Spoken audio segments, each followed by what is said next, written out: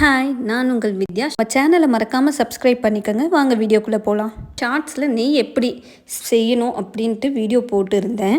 அதில் நிறைய பேருக்கு நிறைய டவுட் வருது. எப்படி 15 நாளில் உங்களுக்கு இவ்வளோ கீ கிடச்சிது, பாலாடையை எப்படி எடுக்கணும், எல்லாத்துக்குமே நான் கிளியராக இதில் எக்ஸ்பிளைன் பண்ணுறேன். ஸ்கிப் பண்ணாமல் பாருங்கள், அப்போ தான் உங்களுக்கு கரெக்டாக தெரியும். அந்த 1/2 லிட்டர் பால் நான் ஈவினிங் வாங்குவேங்க. அதை அப்பயே வாங்கி இந்த மாதிரி ஃபில்ட்ரு பண்ணி காசிடுவேன். ஃபில்ட்ரு பண்ணிவிடுங்க, ஏதாச்சும் தூசி இருக்கும். பாலை எப்பவும் போல் காய்ச்சி எடுத்துக்கோங்க. அப்படியே ஃப்ரிட்ஜில் வச்சுடுவேன் நைட்டு ஃபுல்லாக. மார்னிங் டீ காஃபி வைக்கும்போது எடுத்தோம்னா பாலாடை ரொம்ப திக்காக ஃபார்ம் ஆகிருக்கும். அதை பாருங்கள், நான் அப்படியே அதை ஸ்பூன் வச்சு எடுத்து நான் சேர்த்துட்டு வர பாலாடையில் போட்டு மூடி மறுபடியும் இந்த பாலாடையை எடுத்துகிட்டு போய் ஃப்ரீசரில் தாங்க வைப்பேன். ஃப்ரிட்ஜில் வைக்கக்கூடாது. ஃப்ரீசரில் வச்சிங்கன்னா தான் அது நல்லா ஐஸாக ஃபார்ம் ஆகி ரொம்ப நாளைக்கு நல்லாயிருக்கும்.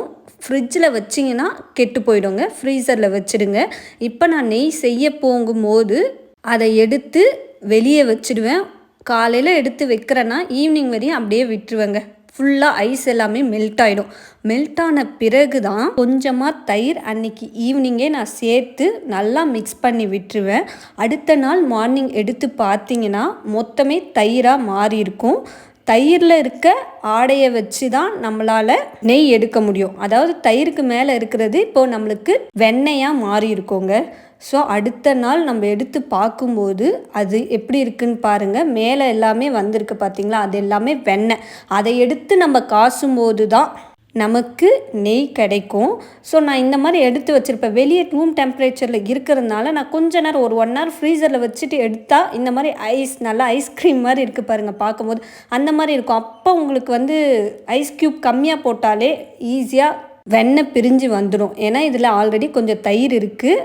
அதை நம்ம பிரித்து எடுக்க போகிறோம். அதுக்கு தான் நம்ம மிக்ஸி ஜாரில் எவ்வளோ குவான்டிட்டி தேவையோ அதை ஆட் பண்ணி நீங்கள் ஐஸ் வாட்டர் நல்லா சில்லுன்னு இருக்க மாதிரி ஊற்றணும். அப்போ தாங்க நல்லா பிரிஞ்சு வரும். இல்லை ஐஸ் க்யூபும் கொஞ்சம் நிறையவே போட்டுக்கோங்க. வராத மாதிரி தோணுச்சுன்னா கொஞ்சம் ஐஸ் வாட்டர் ஊற்றி அடிங்க. ஃபஸ்ட்டு தயிர் மாதிரி தான் இருக்கும். நல்லா அடிச்சுட்டே இருந்தீங்கன்னா பாருங்கள் எப்படி பிரிஞ்சு திரண்டு வந்திருக்கு வெண்ணெய்.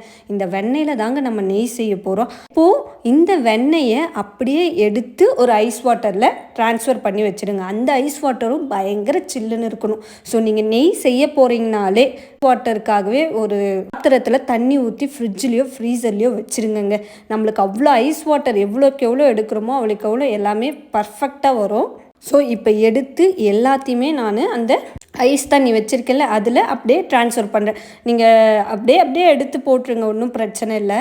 இப்போ இந்த வெண்ணெய் எடுத்து போட்டுட்ட பிறகு அதில் மிக்ஸி ஜாரில் இருக்குது பார்த்தீங்களா, அது மோர் தாங்க. அதை நீங்கள் எதுக்குனாலும் யூஸ் பண்ணிக்கலாம். சாதத்தில் ஊற்றி சாப்பிட்றது, இல்லை உப்பு போட்டு மோர் அடித்து குடிக்கலாம். மசாலா மோர் எதுனாலும் பண்ணலாம். நார்மல் மோரோட டேஸ்ட்டில் தான் இருக்கும். அதை வேஸ்ட் பண்ணவே பண்ணாதீங்க. எல்லாமே நமக்கு பால்லேருந்து வர்றது யூஸ் ஆகும். ஸோ இதையும் எடுத்து நான் போட்டு ட்ரான்ஸ்ஃபர் பண்ணி வச்சுட்டேன். மொத்தமும் நான் பண்ணி முடிச்சிட்டேங்க. உங்களுக்கு பார்த்தாலே தெரியும் எனக்கு இவ்வளோ தான் வந்திருக்கு. உண்மையாலே 15 டேஸில் எனக்கு இவ்வளோ தாங்க கிடச்சிது. நான் சொன்ன மாதிரி பண்ணிங்கன்னா உங்களுக்கு இவ்வளோ கிடைக்கும். ஸோ அதை அகெயின் என்ன பண்ணுறேன், இன்னொரு ஐஸ் வாட்டரில் போட்டு வாஷ் பண்ணி எடுத்துடுறேங்க. நல்லா இப்போ ப்ரெஸ் பண்ணுங்கள். இந்த ஐஸ் வாட்டரில் போட்ட பிறகு நீங்கள் ப்ரெஸ் பண்ணிங்கன்னா வெண்ணெய் நல்லா ஐஸ் மாதிரி இருக்கும். நீங்கள் ஐஸ் வாட்டரில் போட்டதும் மோர் அவ்வளோ சீக்கிரம் ஐஸ் ஆகாது. ஸோ நீங்கள் நல்லா ப்ரெஸ் பண்ணும்போது அதில் இருக்க வாட்டர் ரிலீஸ் ஆகி நல்லா பால் மாதிரி உங்களுக்கு கிடைக்கும். அதையும் ஐஸ் வாட்டரில் போட்டு எடுத்துடுங்க. இதை நம்ம எடுத்து அயன் கடாயில் பண்ணிங்கன்னா இன்னும் நல்லா இருக்குங்க. நீங்கள் அது இல்லைன்னா நார்மல் கடாயில் கூட பண்ணுங்கள், ஒன்றும் பிரச்சனை இல்லை. அயனில் பண்ணும்போது அயனோட நியூட்ரிஷனும் நமக்கு சேர்ந்து கிடைக்கும். அதனால தான் குழந்தைங்களுக்கு கூட இதெல்லாம் கொடுக்கலாங்க, ரொம்ப நல்லது.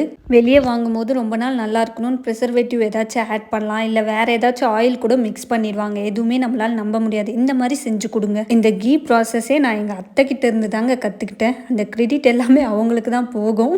எல்லா வெண்ணையும் இந்த கடாயில் சேர்த்து ஒரு மீடியம் ஃப்ளேமில் இந்த பால்ஸ் எல்லாமே மெல்ட் ஆகிற அளவு இருக்க மாதிரி ஒரு மீடியம் ஃப்ளேமில் வச்சு மிக்ஸ் பண்ணுங்கள். மெல்ட் ஆன பிறகு அப்படியே கேஸை சிம்மில் வச்சுடுங்க. சிம்மில் வச்சு மிக்ஸ் பண்ணிகிட்டே இருங்க.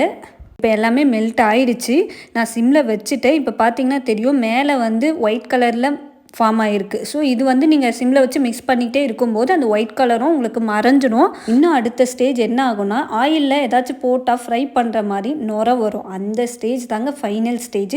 அப்போ இந்த முருங்கைக்கீரையை நீங்கள் கடைசியாக போட்டிங்கன்னா அந்த வாசத்துக்கு எதுவுமே ஈடாகாதுங்க. அவ்வளோ ஸ்மெல்லு, வீடு ஃபுல்லாக சூப்பராக நெய் காசுற ஸ்மெல் வருங்க.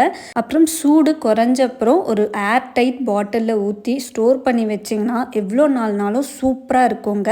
கொஞ்சம் நேரம் விட்ட பிறகு என்னோட கீ இந்த மாதிரி தாங்க மாறிடுச்சு. இப்படி தாங்க இருக்கும் ஃபைனலாக சொல்ல போகிறது ரொம்ப முக்கியம் பாருங்கள். இப்போ இதுதாங்க நம்மளுக்கு கீ எடுத்துட்ட பிறகு பாட்டமில் இந்த மாதிரி இருக்கும்.